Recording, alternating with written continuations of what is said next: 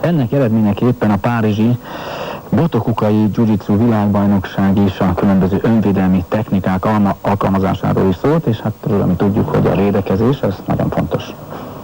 Párizsban rendezték meg a WBI Jiu-Jitsu világbajnokságot. A küzdősportoknak ebben a műfajában a megszakítás nélküli 8 perc hosszúságú küzdelmek minden szabadfogású, pusztakezes harcművészeti ág számára nyitottak voltak, de szigorúan az ide vonatkozó budó szabályok betartása mellett, melyek szerint az ellenfél bárhol és bármilyen erővel támadható, de csak maradandó fizikai károsodások okozása nélkül. Magyarországot Ila Gábor kétdanos mester képviselte.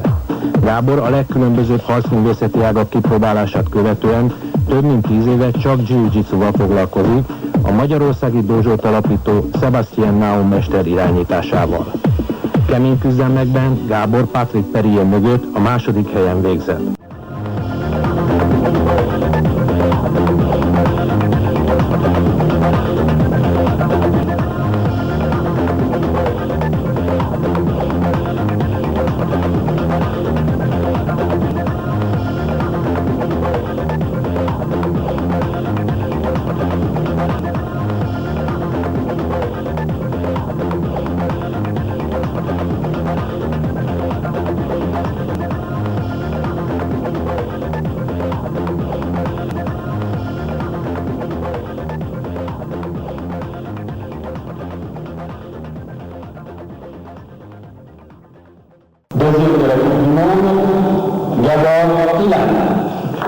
Ezzel mesterét is megelőzve a magyar jiu-jitsu sport eddigi legjobb eredményét érte el a világbajnokságon.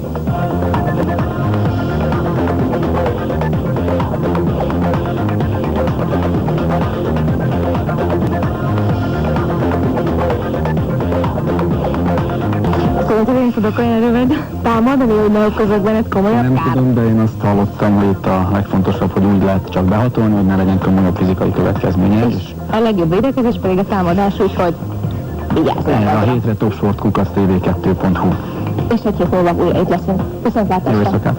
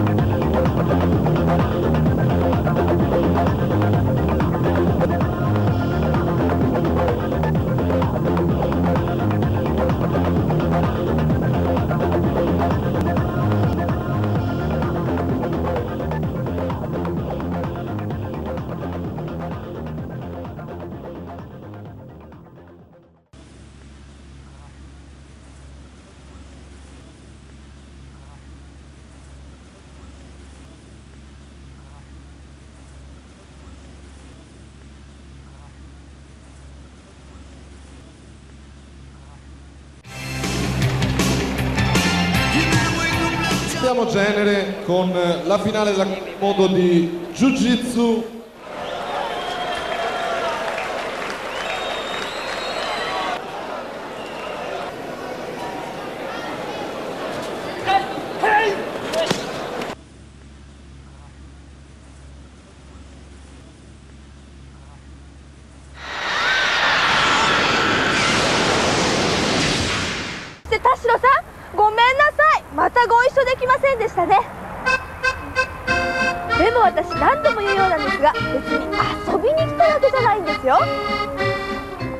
フランスでは日本で見たことのないような格闘技をよく目にすることがある。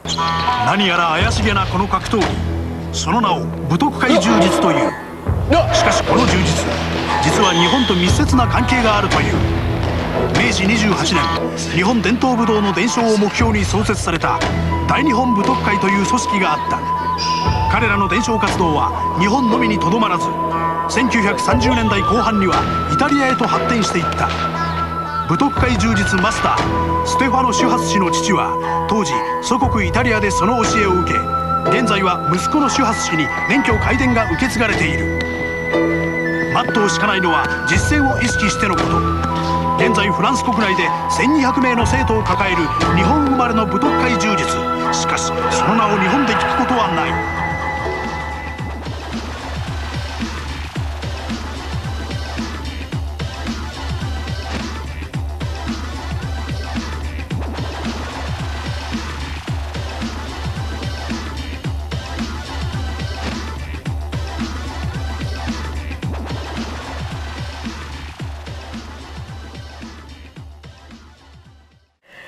強い。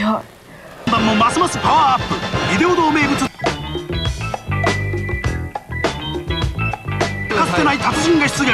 ドキボールの可能性を多大に秘めているという事実で、格闘ビデオ堂第3弾は次週放送。お見逃しなく。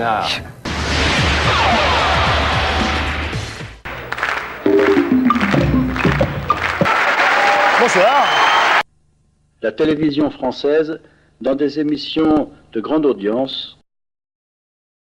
La télévision en Suisse, à Genève. Conservatoire impérial japonais des arts martiaux jusqu'à la fin de la Seconde Guerre mondiale, le Butokukai réunissait les grands maîtres des 11 plus importantes écoles de Jiu-Jitsu.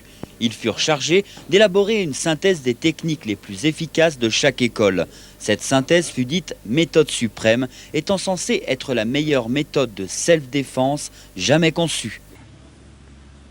Les 7 règles du Bushido sont à l'honneur. Amour de la vérité, courage et bravoure, bienveillance envers l'humanité, sens de la justice, sincérité, honneur, loyauté, harmonisent les rapports entre les membres. Mais la première démarche est un problème social d'insécurité. En fait, au début, je recherchais des techniques de self-défense. Donc je me suis inscrite au Jiu-Jitsu pour ça. Et j'ai été surprise par l'efficacité des techniques aussi bien de self-défense pour femmes que des techniques de contre-attaque qui se révèlent donc très efficaces dans la vie, dans les agressions, etc. Une fois cette démarche effectuée, les pratiquants découvrent un art martial où l'équilibre physique et mental sont indissociables. Oui, ça m'a apporté d'autres plus dans le sens où, par exemple, après les agressions de la vie quotidienne, par exemple, je ne sais pas, les contraintes qu'on peut avoir dans son travail ou autre, ça peut nous aider, si vous voulez, à plus maîtriser tout cela et à prendre du recul par rapport à tout cela, à tout ce qu'on rencontre de peut-être désagréable dans la vie, en fait, dans la vie courante.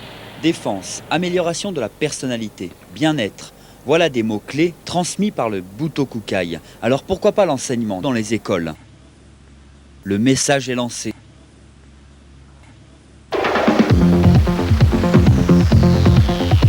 Butokukai est un art martial japonais. Son originalité est qu'il a failli tomber dans l'oubli, les maîtres japonais ne voulant pas transmettre leur savoir après la défaite nippone.